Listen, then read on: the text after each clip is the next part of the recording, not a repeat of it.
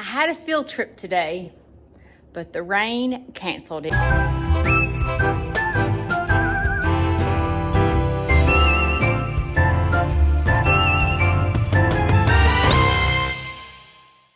It started raining yesterday about 3 o'clock and has rained till 8 o'clock this morning. So everything is a muddy mess. All the picnic benches are soaking wet. So I had to cancel.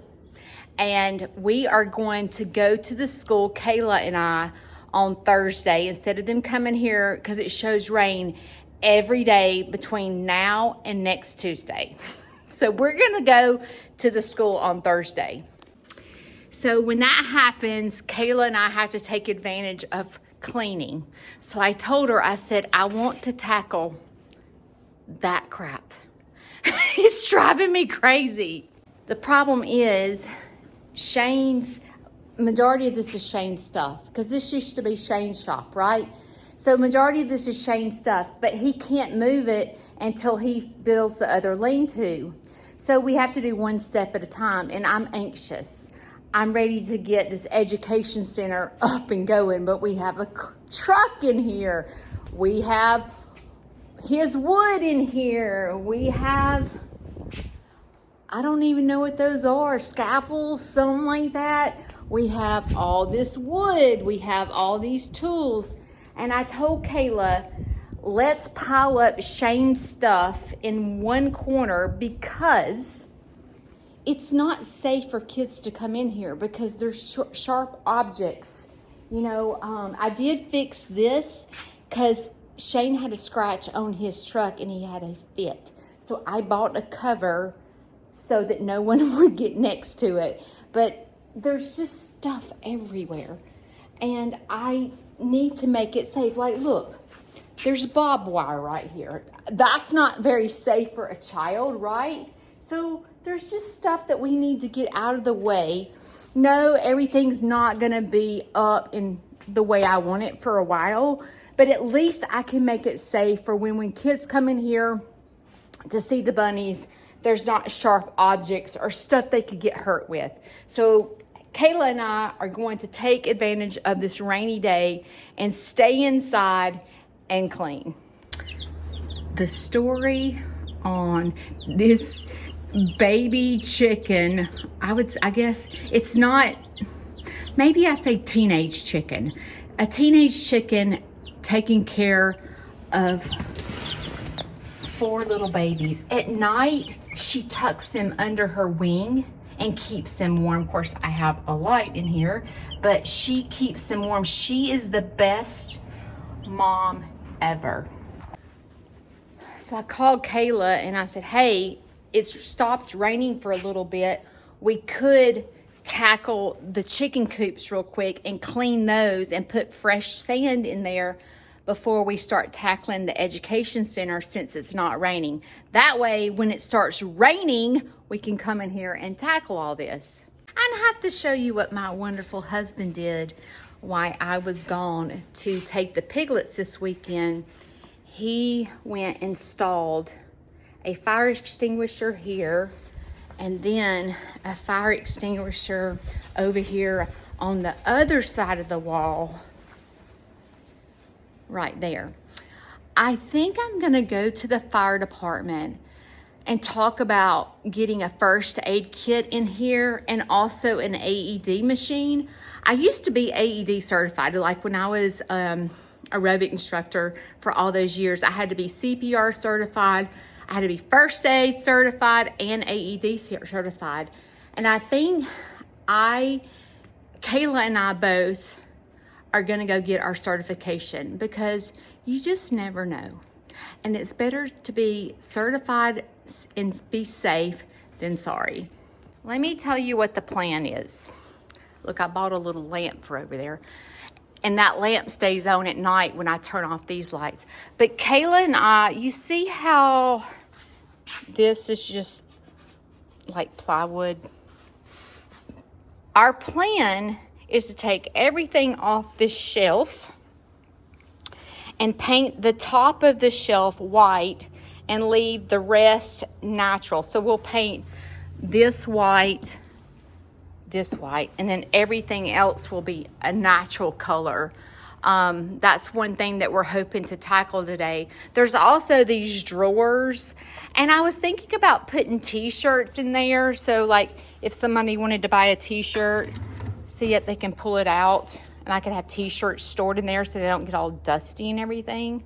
It's just a thought. It may be my toolbox, I'm not sure. Trying to think. I also have been talking to some crafty people, and they gave me the idea, you know, a photographer's backdrop. Well, they make photography backdrop. This is 8x10. So they make those in 8x10. So I can drape that across here, and it would be a perfect place for a photo. And they make a barnyard doors and so forth. So that's what I'm going to do to hide all this. I am going to get curtains. Haven't done that yet. I know. I want something frilly. I want lace. Like, not ruffles, not lace. Ruffles. I want ruffles. But I'm also going to have to worry about, you see how light is coming in there? So one of the group home workers is going to make me a sandbag out of material, and we're going to line it across that so that I don't get water leakage when it rains, and also the cool air doesn't leak out. Over here you'll see that there's light coming through too. See it right there? So I need to seal that. Yesterday I got my peacock enclosure, but I had a group of people to help me come put it up because it was kind of an emergency situation. The peacocks need a big enclosure quick. But when we got here to put it up, apparently it comes in 2 boxes, and this wasn't everything. So we couldn't put the peacock enclosure up. And it shows it's going to be delivered on Friday. So hopefully I'll get this up and running and the peacocks can get out of that enclosure. He's saying hello.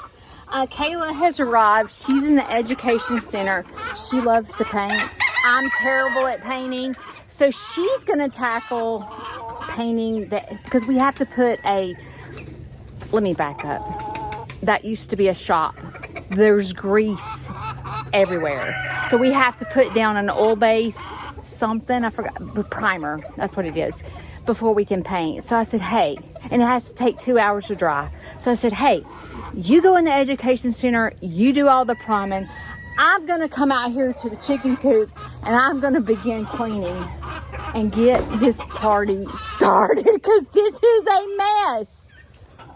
If you have chickens, you need to listen to your Aunt Judy, because I've had chickens for 5 years, and cleaning out the coops was a nightmare, because I'd have to scoop everything out, and then I would have to put fresh in, and it would take hours. But let me show you what I learned. First of all, you see all this feed that is in here? Well, the reason the feed is in here is because I put the feed container inside this coop hoping to cut down on rats.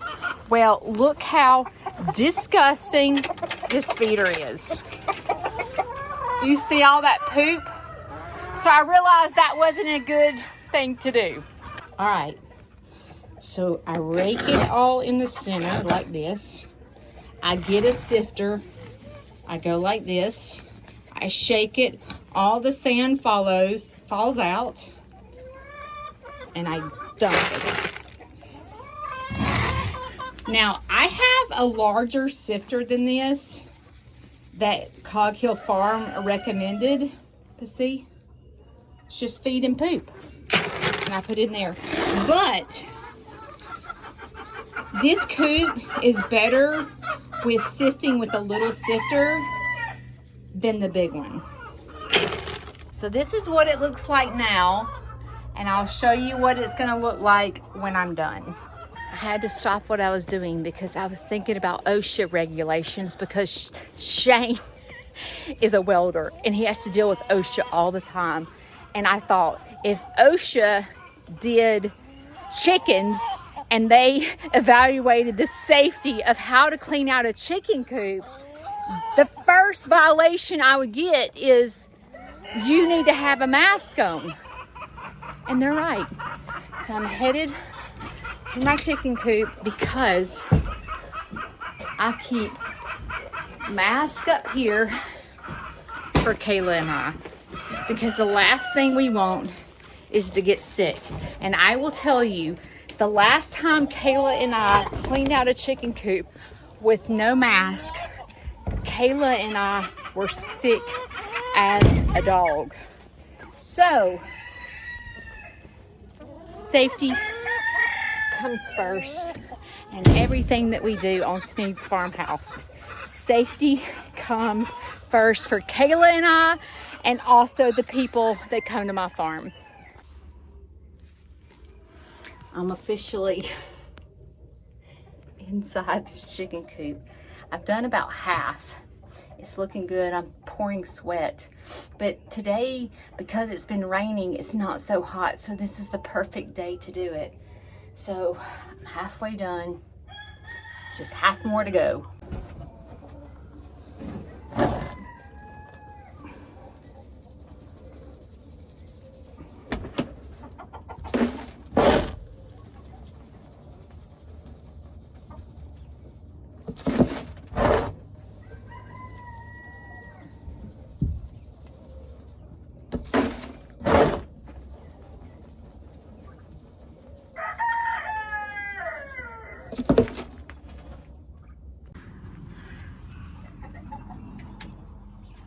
All nice and clean for Mama to continue to sit on eggs. All right, let me talk to y'all. So, taking a little break. So, obviously, when I started, I didn't know where this farm was going. I told you guys before I was going to be a chicken hatchery, then I was going to be a chicken food seller, and I was going to be an event planner. And God was leading me down a path of my nonprofit and giving back. But not being a farmer, not understanding how it all works and all the hard, I had no idea what I was getting myself into, right? I'm a hard worker to begin with, and so is Shane, but I just didn't realize I was going to be working in the heat for 14 hours a day. I didn't realize I'd be sliding down a hill in ice to feed and water my animals during the winter. I didn't realize all that. So I've kind of had to learn. And I'm a quick learner, I am. And I will tell you that when you see my farm, you see all these cute coops, and you see all these different things like me with the side-by-side and all this, that is because Shane and I keep reinvesting. Every time I have a good month, I set it aside. I don't go on vacation. You don't see me at the beach. You don't see me at Disney World.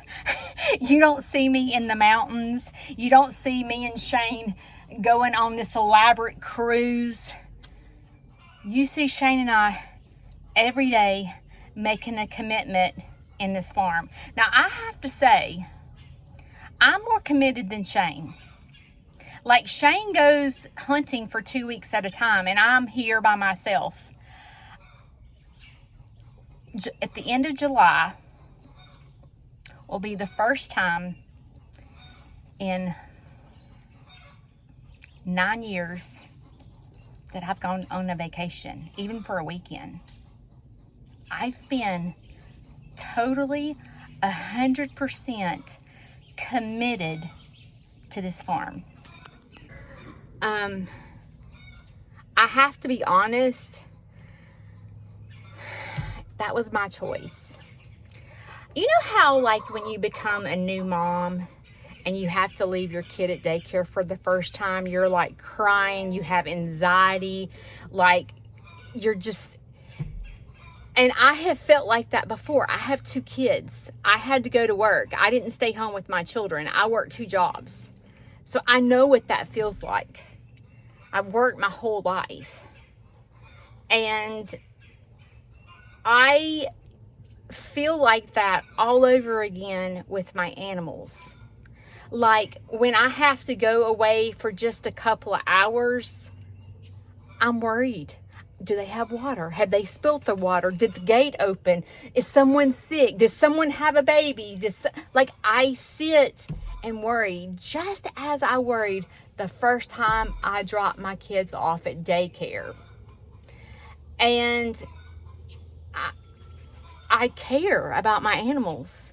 That is how committed I am to this farm and giving back to my community and so forth. I give 110% of me.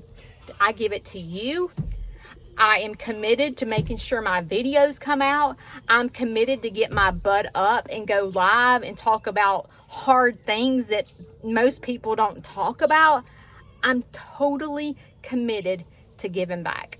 So that's why, you know, when I get donations or I have a lot of field trips in a month, I set all that money back and I keep putting back into my farm.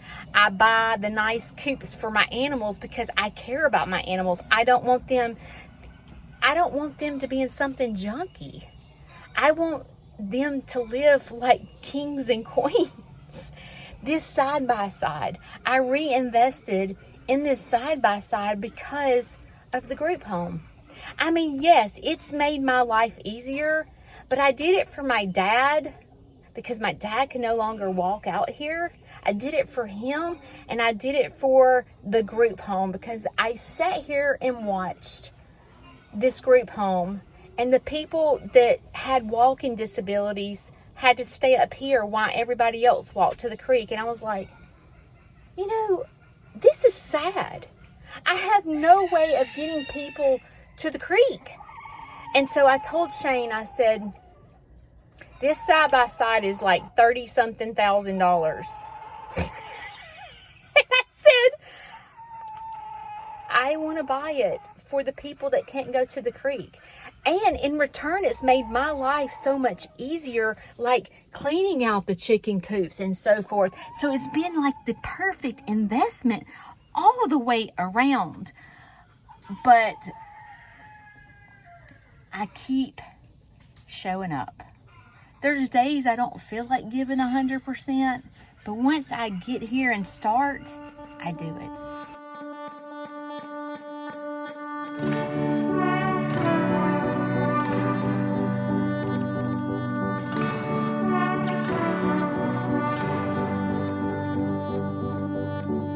You feel so far away, though you're close. Where's your mind at? I wanna know.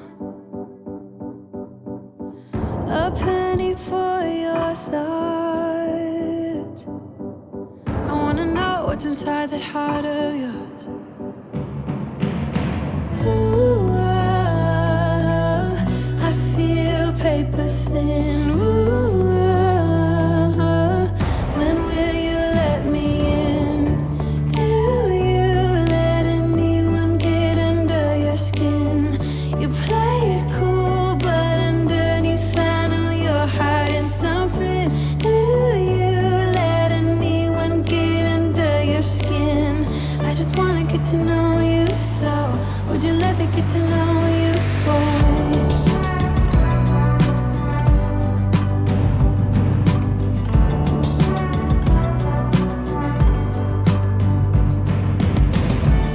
You feel so far away, though you're close. Where's your heart? I don't wanna know.